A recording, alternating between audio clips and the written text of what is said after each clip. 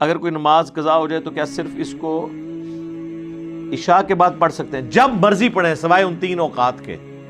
سورج کی ٹکیا نکلتے وقت، جب تک پوری ٹکیا وہ گول دائرہ باہر نہ آ جائے، اور غروب ہوتے وقت، اور بالکل سینٹر میں۔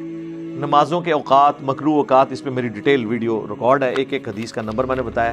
یہ بخاری مسلم میں 3 مکروہ اوقات آئے ہیں۔ اس کے علاوہ جس وقت چاہیں آپ کوئی بھی نماز جو قضا ہوئی ہے آپ کی یا وقت سے نکل گئی ہے وہ پڑھ لیں۔ بخاری مسلم دونوں میں حدیث ہے، اللہ کے محبوب صلی اللہ علیہ وآلہ وسلم نے فرمایا اگر کوئی شخص بھول جائے یا سویا ہوا ہو تو جیسے ہی آنکھ کھلے اور اسے یاد آئے وہ نماز پڑھ لے، اس کے لیے وہی وقت ہے اس کی نماز کا۔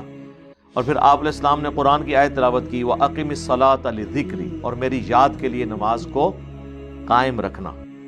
یہ حدیث بخاری میں بھی ہے، مسلم میں بھی۔ مسلم میں یہ حدیث کافی لمبی ہے کہ ایک سفر کے دوران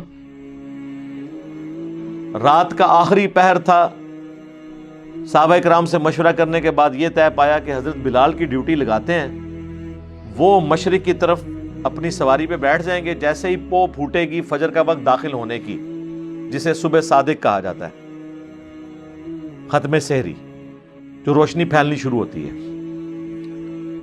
تو ہمیں جگا دیں گے، تو تھوڑی دیر ہم آرام کر لیتے ہیں۔ لیکن اللہ کا کرنا کیا ہوا، حضرت بلال بھی سو گئے۔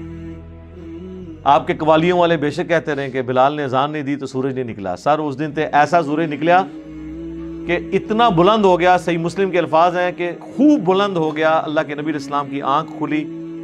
آپ علیہ السلام نے سب سے پہلے تو فرمایا کہ یہ جگہ شیطان کی ماچگاہ ہے، ادھر سے تو یہاں سے نکلو۔ پھر آپ جب دور گئے، پھر آپ علیہ السلام نے حضرت بلال سے کہا کہ اذان دو۔ پھر آپ علیہ السلام نے نماز پڑھائی۔ سونے کا ٹائم کوئی نہیں دیتا، یہ میں کہہ رہا ہوں، کیونکہ اس میں ہے کہ اذان دی اور پھر نماز کروائی، کیونکہ فجر کی سنتے جو ہیں فرضوں سے بھی زیادہ ضروری ہیں انفیوں کے نزدیک، کیونکہ فرض ہو رہے ہوتے ہیں پیچھے انہوں نے کام چک کے رکھا ہوتا ہے۔ ہاں جی ہاں، حالانکہ بخاری مسلم میں حدیث ہے، مسلم میں تو تفصیل کے ساتھ ہے کہ ونس جب فرض کی اقامت ہو جائے تو کوئی نماز درست نہیں ہے، یہ دب کے رکھ دینے پیچھے۔ نبی علیہ السلام نے نماز پڑھائی، سلام پھیرنے کے بعد آپ نے فرمایا کہ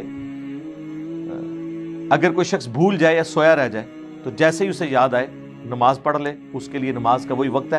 سورج نکلا ہوا آپ نے جماعت کے ساتھ فجر کی نماز پڑھائی ہے۔ اب اس سے یہ کوئی پلی نہ لے کہ روزانہ سورج نکلنے کے بعد فجر پڑھے، یہ اس کے لیے جو کبھی کبھار ہو جائے، ایسے الارم لگا کے سوئیں، آج کل تو کوئی مسئلہ نہیں یار، میں ایوریج جو ہے نا 2-2.5 بجے سوتا ہوں۔ اللہ کا شکر ہے میری تو کبھی فجر کی نماز نہیں رہی، کیونکہ میری روٹین میں، میری جو اپنے دعوت کے حوالے سے روٹین، جیسے آپ لوگوں کی جیسے کام کی رات کی شفٹیں ہوتی ہیں نا، تو میری شفٹ جو ہے نا وہ دن جو ہے نا 11 سے لے کے رات 2 بجے تک چلتی ہے، تو میں پھر فجر کے بعد بھی 2-3 گھنٹے آرام کرتا ہوں، پھر 11 بجے اٹھ کے میں ناشتہ کر کے پھر وہ اپنی روٹین سیٹ۔ اس اعتبار سے دعوت کے حوالے سے ظاہر پتہ ہے کہ یہ جو یوٹیوب کی دنیا ہے، سوشل میڈیا کی دنیا، الوؤں کی دنیا، یہ رات کے وقت لوگ تھکا ٹوٹا بھی کوئی بندہ آئے نا پورے دیہڑی مزدوری کر کے، وہ بھی موبائل لے کے بہندا رہتی۔ ہاں، تو اس کی وجہ سے ہمیں بھی اپنی روٹین وہ رکھی ہوئی ہے اس اعتبار سے۔ تو لیکن اللہ کا شکر ہے الارم لگائیں، اب تو ایک موبائل میں 3 الارم لگ جاتے ہیں، 5 منٹ کے وقفے سے لگائیں الارم، ہو ہی نہیں سکتا کہ آپ نہ اٹھیں۔ یہ پرانے زمانوں کے مسئلے تھے کہ آپ نہیں اٹھ سکتے تھے، اب تو کوئی 2 بجے بھی سوئے اٹھ سکتا ہے، گھر میں اور لوگ بھی ہیں وہ بھی آپ کو اٹھا سکتے ہیں، کوئی اتنا ایشو نہیں ہے۔ لیکن یہ روٹین نہ کوئی بنائے کہ مطلب وہ کہے کہ میں نے اب زہر کے قریب جا کے فجر کی نماز پڑھنی۔ اچھا، اس حدیث میں اور الفاظ ہیں کہ حضرت بلال سے حضور نے کہا کہ بھئی کیا ہوا، مطلب تم سو گئے؟ تو انہوں نے کہا کہ یا رسول اللہ جس طرح آپ پہ نیند کا غلبہ ہوا ہے میرے پہ بھی نیند کا غلبہ ہو گیا۔ حضور نے اسے کوئی نہیں کہا گستاخی کی ہے، لاجیکل بات۔ آپ دیکھیں کہ نبی علیہ السلام اپنے اصحاب کے ساتھ کتنے فرینک تھے، کوئی بات کرنے میں وہ آر محسوس نہیں کرتے تھے۔ یہاں مولوی کے سامنے نہیں بات کر سکتے، سوال پوچھیں تو آپ کو گستاخ ڈکلیئر کر دیں گے، اور صحابہ کرام حضور سے ہی پوچھ رہے ہیں۔ وہ ابو داؤد میں جو حدیث ہے کہ نبی علیہ السلام نے فرمایا کہ جمعے کا دن تمام دنوں کا سردار ہے، اسی دن حضرت آدم علیہ السلام پیدا ہوئے، اسی دن فوت ہوئے، اسی دن قیامت قائم ہوگی۔ تم جمعے کے دن مجھ پر کثرت سے درود پڑھو، تمہارا درود مجھ پر پیش کیا جائے گا۔ اب ایک صحابی نے کہا یا رسول اللہ جب آپ مر جائیں گے آپ کی ہڈیاں مٹی میں گھل مل جائیں گی، یہ الفاظ دیکھیں ذرا، تو اس وقت بھی آپ پہ درود پیش ہوگا. تو آپ نے فرمایا ان اللہ حرم علی الارض ان تاکل اجساد الانبیاء، بے شک اللہ تعالیٰ نے حرام کر دیا ہے مٹی کے لیے کہ وہ نبیوں کے جسموں کو کھائے. عقیدہ کلیئر کر دیا، کوئی گستاخی نہیں، کوئی ٹوکا نہیں، کوئی 295 سی نہیں. اور صحابہ کی یہ فرینکنس کی برکت تھی کہ دین ہم تک پہنچا ہے. نبی علیہ السلام نے اسے کھول کے بیان کیا، اور جہاں کوئی نہیں پوچھتا تھا آپ خود بتا دیتے تھے. جو بخاری مسلم میں حدیث ہے کہ رمضان شریف میں آپ اعتکاف بیٹھے تھے اور مسجد کے دروازے پہ گپ اندھیرے میں آپ ایک عورت سے کافی دیر تک باتیں کرتے رہے، پھر مسجد سے نکلے، اس عورت کے ساتھ آپ کہیں چلے گئے، تھوڑی دیر بعد واپس آئے. کچھ انصاری صاحب وہاں کھڑے تھے، آپ ان کے پاس خود رکے. آپ نے فرمایا یہ میری بیوی صفیہ تھی جو مجھ سے ملنے آئی تھی، تو رات کا وقت تھا، میں اسے گھر تک چھوڑنے گیا. ظاہر عورتیں تو رات کے وقت ڈرتی ہیں نا، اور بھی جانور نکل آتے ہیں باہر، اور چیزیں ہو جاتی ہیں.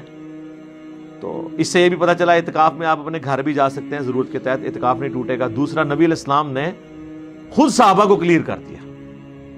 تو انہوں نے عرض کیا اللہ کے رسول ہم آپ کے بارے میں کبھی بدگمانی کر ہی نہیں سکتے. آپ نے فرمایا کہ شیطان انسان کے جسم میں خون کی طرح دوڑتا ہے. بدگمانی تو آ سکتی تھی، یعنی حضور نے خود اس سے پہلے کہ کسی کے دماغ میں کوئی بات ہے کلیئر کیا ہے. ان سے ہم پوچھتے ہیں بتاؤ کہاں لکھا ہوا ہے، لڑتے ہیں آگے سے. بتاؤ 4 سال پہلے اسلام آباد میں سائیکل پہ آئے تھے، یہ اب گاڑی تمہارے پاس کہاں سے آ گئی؟ تمہاری تنخواہ تو 15 سے 20 ہزار روپے. لڑ پڑتے ہیں آگے. آپ کو علماء سے بات کرنے کی تمیز نہیں ہے. اچھا ایک ایسا جملہ رٹایا نے تو انہوں یقین کرو انہوں نے اپنے مریداں نو اور اپنے سٹوڈنٹس کو، یہ ایک کامن جملہ ہے جو دنیا میں ہر عالم بولتا ہے اور اس کے ساتھی، کہ آپ کو علماء سے بات کرنے کی تمیز نہیں. چاہے آپ اس کو چندے بھی کھلا رہے ہو اتنے عرصے سے، جیسے ہی آپ اس کی دم پہ پاؤں رکھیں گے نا، اس سے پوچھو اتنے سالوں سے مجھے تمیز تھی، اب میری تمیز ختم ہو گئی ہے. یہ اس لیے کہ جب آپ یہ بات سنیں گے تو آپ کے کانوں سے نکلے گا دھواں، آپ کو آئے گا غصہ، اور وہ اس غصے کو کیش کروائیں گے کہ دیکھا ہے کیسے بات کر رہے ہیں. یہ ان کے پاس طریقہ واردات ہے. اس کا طریقہ یہ ہے کہ بڑی عمر کا بندہ ان کے اوپر لانچ کیا کرے، سفید داڑھی والا، تاکہ جب وہ بولے نا تو آپ کہیں گے یار آپ کو تمیز نہیں، آپ کے باپ کی عمر کا، یار اس طریقے سے آپ بات کر رہے ہیں اس کے ساتھ. ہاں ساڑھے کو طریقہ ہے، میں انجی کرنا وہاں بابیاں نو اگے کرنا. ویسے بابوں سے تو کوئی ویسے پنگا لیتے ہی نہیں مولوی، میں نے دیکھا ہے وہ ڈرتے ہیں کہ اس نے تو کھری کھری سنا دینی ہے. اور اس کو میں یہ بھی نہیں کہتا کہ تمہیں تمیز نہیں ہو، کہے گا تو میرے منڈیا ورگا، میرے ہتھوں جمی پلی تیرے ہوئی ہے ساری، ہوں تو منو کہہ رہا ہے کہ تمیز نہیں گل کرنے تھی. ان کو یہ بھی ڈر ہوتا ہے. بابے لانچ کریں، اللہ کا شکر ہے یہ بابے بھی اب لانچ ہو رہے ہیں. جتنے ریٹائرڈ بابے ہیں نا یوٹیوب پہ بیٹھے ہوئے ہیں، اور اے مولوی دے گاٹے فٹ ہوئے ہیں انشاءاللہ.